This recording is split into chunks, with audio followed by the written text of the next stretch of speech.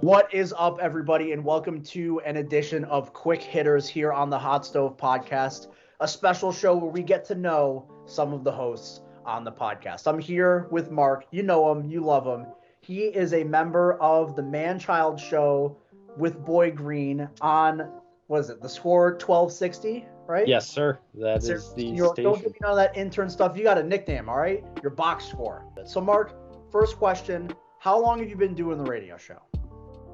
I've been doing the radio show since February. I started as calling in once a week, just doing a little 15-minute on-air bit, and I'm now in studio 5 days a week and co-hosting 2 days a week. So I want you to walk me through a normal day that you have, a normal morning on the Man-Child show.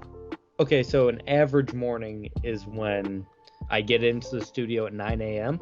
So basically I'll do pre-production with Paul, Boy Green. He's usually the one in studio, running the ship.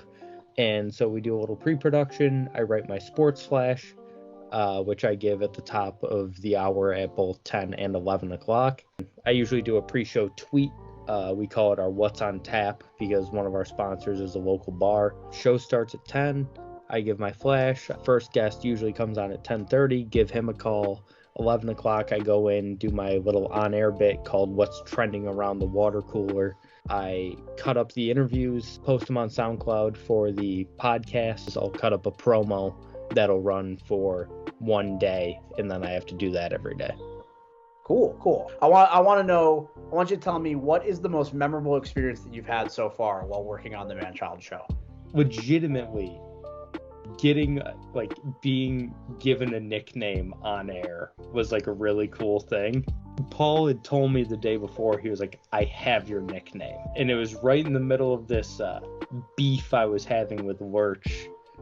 We had disagreed on something, and by disagreed I mean I was right and he was wrong. And so on air, they did this whole intro bit. I cut it up and put it on social media just because I'm an egomaniac. So that was pretty cool. It's given me a great opportunity to get a lot of on-air time. I mean, my demo reel is just mwah. What is one thing that you've learned about yourself, whether it be your abilities or yourself as a person through your time with the show? Well, I learned that I actually love sports talk radio. On the radio, I was like, yeah, this is a fun thing I do with my friends on Saturdays, but I never really envisioned me going into sports talk. There's something about when you get in a real professional setting and you see what sports talk is really like, that you learn to appreciate it with people that have great chemistry. The amount of fun you can have while still taking it seriously in a professional setting, that's what I learned.